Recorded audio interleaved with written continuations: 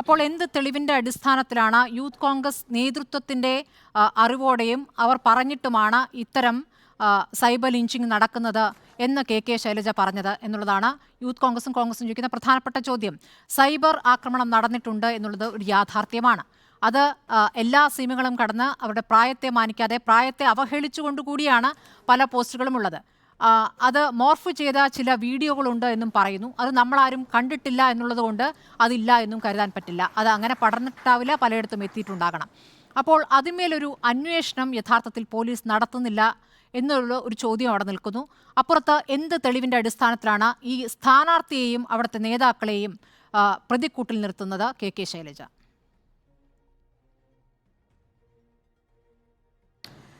ഇന്ന് ഒരിക്കലും ഒരു തെരഞ്ഞെടുപ്പ് മുഖത്ത് കാണാത്ത വിധത്തിലാണ് ഈ ഒരു തെരഞ്ഞെടുപ്പിൻ്റെ മുഖത്ത് വടകരയിലെ ഇടതുപക്ഷ സ്ഥാനാർത്ഥിക്കെതിരായിട്ട് ഈ രീതിയിലേക്കുള്ള സൈബർ ആക്രമണം നടക്കുന്നുണ്ട് എന്ന് എന്തായാലും മാധ്യമങ്ങളും മറ്റുള്ളവരും അംഗീകരിച്ചിട്ടുണ്ടല്ലോ. അങ്ങനെ ഒരു വലിയ അക്രമം നടക്കുന്നുണ്ട്. വായിക്കാൻ പോലും പറ്റാത്ത കമൻറ്റുകൾ വരുന്നു. പുറത്തേക്ക് പോലും നമുക്കൊന്നൊരു ചർച്ചയിൽ പോലും ഉദ്ധരിക്കാൻ വേണ്ടി പറ്റാത്ത വിധത്തിലുള്ള കമൻറ്റുകൾ അതിനടിയിൽ വരുന്നു. ഒരിക്കലും നമ്മൾ പ്രതീക്ഷിക്കാത്ത, ടീച്ചർ തന്നെ പറഞ്ഞത് അത് തന്നെയാണ്, ഉണ്ടാവും എന്നൊക്കെ പ്രതീക്ഷിച്ചിട്ടുണ്ട്. പക്ഷെ എത്ര ഉണ്ടാവും, ഈ രീതിയിലേക്ക് വഷളാവും എന്ന് കരുതിയിട്ടില്ല എന്നുള്ളതാണ്. ഈ സ്ത്രീകളെ അവരുടെ ശരീരത്തിലേക്ക് ചുരുക്കി കഴിഞ്ഞാൽ, ലൈംഗികമായി അധിക്ഷേപിച്ചു കഴിഞ്ഞാൽ അവരെ തളർത്താം എന്നുള്ളൊരു പ്രൊപ്പഗാൻഡ ഒരു തെരഞ്ഞെടുപ്പ് മുഖത്തൊക്കെ ഇന്നത്തെ കാലത്തും ഉപയോഗിക്കുന്നു എന്നുള്ളത് ഒരു നിലയ്ക്കും അംഗീകരിക്കാൻ വേണ്ടി പറ്റാത്തതാണ്.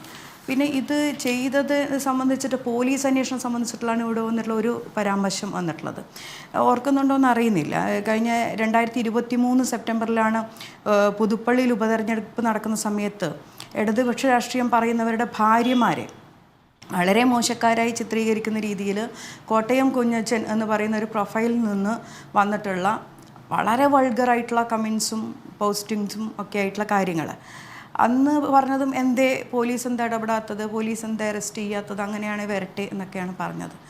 ഈ സാധാരണഗതിയിൽ പോലീസിനൊരു ക്രൈം അന്വേഷിക്കുന്നതിലും സൂക്ഷ്മത, സൈബർ ക്രൈം അന്വേഷിക്കുന്ന സമയത്ത് അത് കൃത്യമായി അതിൻ്റെ ഐഡൻറ്റിറ്റി കണ്ടുപിടിക്കുന്നതിലും എല്ലാം സമഗ്രമായൊരു അന്വേഷണം വേണ്ടുന്ന ഒരു ക്രൈം തന്നെയാണ് സൈബർ ക്രൈം. അതിൽ ഈ പരാതിയുടെ മീതെയും കേരള പോലീസ് അന്വേഷിക്കുന്നുണ്ട്, FIR രജിസ്റ്റർ ചെയ്തിട്ടുണ്ട്.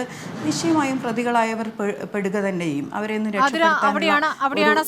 രീതിയിലും 20 ദിവസമായിരിക്കുന്നു എന്നുള്ളതാണ്. ഇപ്പോൾ ഈ തെരഞ്ഞെടുപ്പ് അടുത്തുകൊണ്ടിരിക്കുന്ന ദിവസങ്ങളിലേക്ക് ഇതിന് ഈ പരാതിക്കും അതിന്റെ വിമർശനങ്ങൾ സൈബർ വിങ്ങുമായി ബന്ധപ്പെട്ട് സൈബർ കുറ്റകൃത്യങ്ങളുടെ കാര്യത്തിൽ അങ്ങനെ എളുപ്പത്തിൽ ഒരു നോർമൽ ക്രൈമിനകത്ത് അറസ്റ്റ് ചെയ്യും വിധം, ഒരു സൈബർ കുറ്റകൃത്യത്തിനകത്ത് അറസ്റ്റ് ചെയ്യാൻ കഴിയും വിധമുള്ള പഴുതുകളടച്ചിട്ടുള്ള അറസ്റ്റ് ചെയ്യണമെങ്കിൽ കുറച്ച് സമയം പോലീസ് അന്വേഷണത്തിന് വേണം എന്നുള്ളതാണ് ഞാൻ മനസ്സിലാക്കിയിട്ടുള്ളത്. പ്രധാനമന്ത്രിക്കെതിരായ മോശം പരാമർശം നടത്തിയ ആൾക്കെതിരെ വളരെ പെട്ടെന്ന് നടപടിയെടുക്കുകയും അയാളെ പിടികൂടുകയും ചെയ്യുന്നു. ഇതിപ്പോൾ ഞാൻ പറയുന്നത്, പ്രതിപക്ഷം പറയുന്ന അവിടെ നിൽക്കട്ടെ, കെ ശൈലജ തെരഞ്ഞെടുപ്പ് കമ്മീഷൻ നൽകിയ പരാതി സമയത്തുള്ള പ്രശ്നമാണല്ലോ. ഒന്ന് പൂർത്തിയാക്കിക്കോട്ടെ. തെരഞ്ഞെടുപ്പ് കമ്മീഷൻ നൽകിയ പരാതി തന്നെ ദുരാരോപണം ഉന്നയിച്ചും വ്യാപകമായ നിലയിൽ സൈബർ ദുരുപയോഗം നടത്തിയിരിക്കുകയാണ്. നവമാധ്യമങ്ങളിൽ പരാതിക്കാരിയെ തേജോവധം ചെയ്തുകൊണ്ട് പ്രചണ്ഡ പ്രചാരണമാണ് UDF സ്ഥാനാർത്ഥിയും പ്രവർത്തകരും അവരുടെ പ്രവർത്തകരും നടത്തുന്നത്. ഇത് സംബന്ധിച്ച് ബന്ധപ്പെട്ട പോലീസ് അധികാരികൾക്ക് പരാതി നേരിട്ടും പാർലമെന്ററി കമ്മിറ്റി സെക്രട്ടറി വത്സൻ പനോളിയും പരാതി സമർപ്പിച്ചിട്ടുണ്ട്. ആയതിന്മേൽ ശക്തവും സത്വരമായ നടപടി ഉണ്ടായിട്ടില്ല. ആരാണ് പറയുന്നത്? കെ ശൈലജ. ആർക്കെതിരെയാണ് പറയുന്നത്? പോലീസിനെതിരെയാണ്. ഉണ്ടാകും എന്നാണ് ഞാൻ പറയാൻ ശ്രമിക്കുന്നതാണ്. സ്മൃതി ഒന്ന് ആദ്യം എന്നെ പറയാൻ സമ്മതിക്കുക. സ്മൃതി, അതിൽ ഉണ്ടാകുമെന്നാണ് ഞാൻ പറയാൻ ശ്രമിച്ചുകൊണ്ടേയിരിക്കുന്നത്. അങ്ങനെ എളുപ്പത്തിൽ ഇതിൽ പെട്ടിട്ടുള്ള ആരും രക്ഷപ്പെടാൻ വേണ്ടി പോകുന്നില്ല. ഒരു ഡയറക്റ്റ് ഐഡിയിൽ നിന്ന് വരുന്ന ഒരു കമൻറ്റും അല്ലെങ്കിൽ പോസ്റ്റിങ്ങും പോലെ എളുപ്പമല്ല വ്യാജ ഐഡികളിൽ നിന്ന് വരുന്നതിനെ കണ്ടുപിടിക്കാൻ. അതുകൊണ്ടാണ് ഞാൻ പറഞ്ഞത്, ഇതേ ചോദ്യവും ഇതേ ചർച്ചയൊക്കെ തന്നെ നമ്മൾ മുമ്പ് പുതുപ്പള്ളി തെരഞ്ഞെടുപ്പിന്റെ സമയത്ത് നടത്തിയിട്ടുണ്ട്. കോട്ടയം കുഞ്ഞച്ചനെ കണ്ടുപിടിക്കാൻ കുറച്ച് സമയം എടുത്തെങ്കിലും മാത്രമല്ലല്ലോ, അന്ന് അച്ചൂമനെതിരെ നടന്നിരുന്നല്ലോ. ഇതൊരു പൊതു സ്വഭാവമാണ് എന്ന രീതിയിൽ ഞാൻ പറഞ്ഞല്ലോ. അതാണ് എന്റെ സംശയം. ഇത്രയേ ഉള്ളൂ പി എം ആതിര.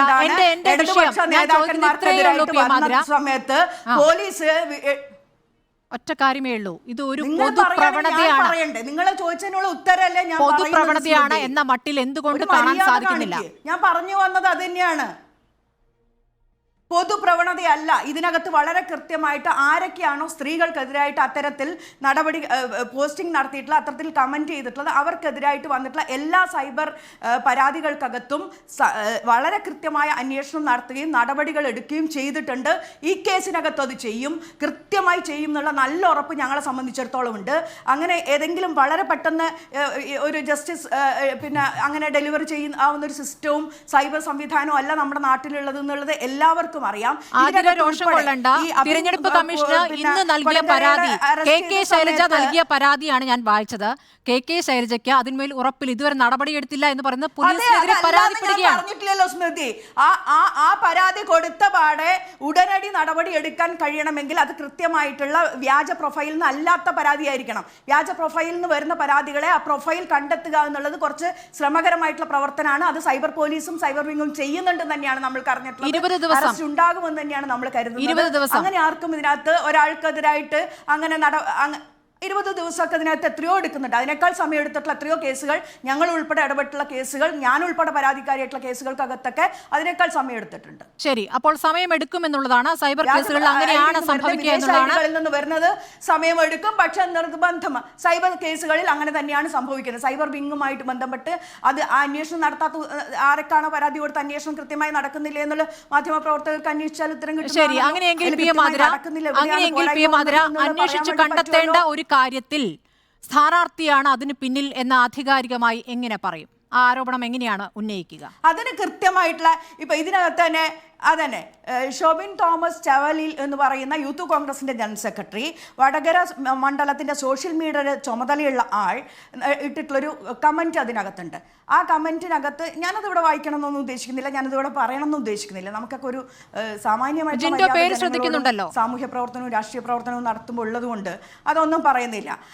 അദ്ദേഹം യൂത്ത് കോൺഗ്രസിന്റെ ജനറൽ സെക്രട്ടറിയാണ്, വടകര മണ്ഡലത്തിന്റെ സോഷ്യൽ മീഡിയയുടെ ചുമതലയുള്ള ആളാണെന്നും തോമസ് ചാവാനലി, ഷോബിൻ തോമസ് ചാവാനലി ഞാൻ പറഞ്ഞല്ലോ.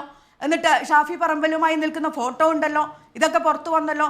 അതുപോലെ തന്നെ ഇതുമായി ബന്ധപ്പെട്ട് വന്നിട്ടുള്ള മറ്റൊരു ഐഡി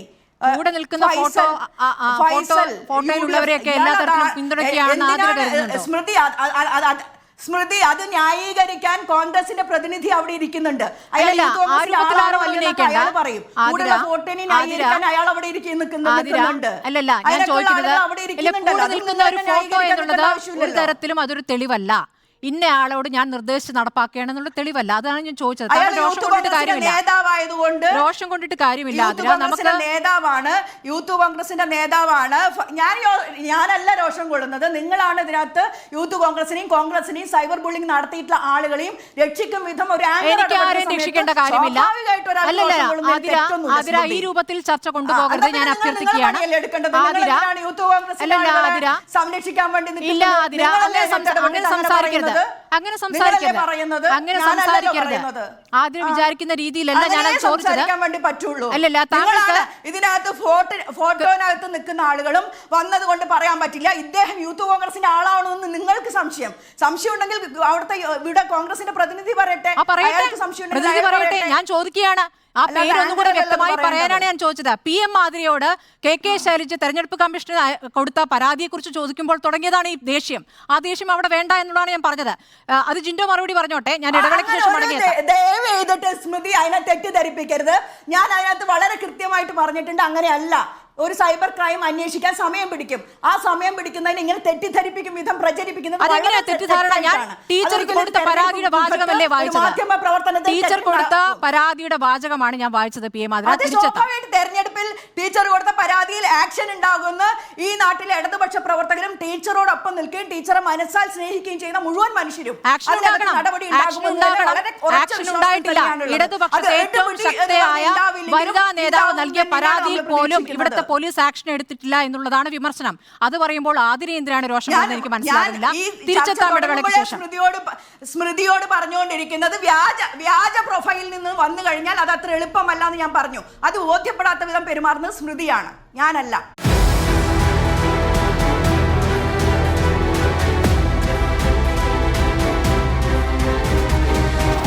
ഡിബേറ്റ് വിത്ത് സ്മൃതി പരുത്തിക്കാട്.